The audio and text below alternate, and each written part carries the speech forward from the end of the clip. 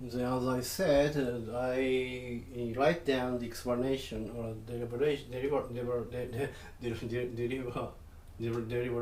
of the output of input voltage gain, voltage gain V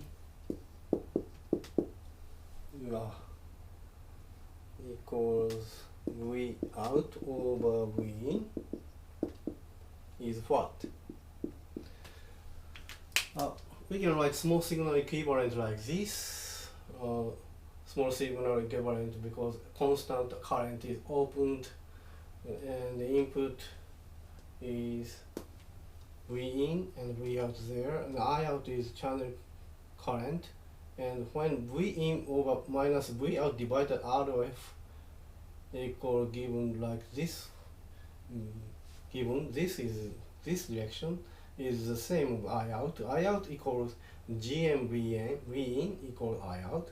So GMV in equal V minus V out divided by RF, which is just V in GMRF minus transfer to right to move right to left, and GMRF V in equal left to right V out.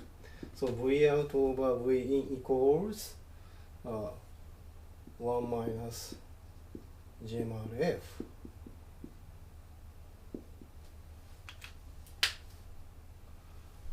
And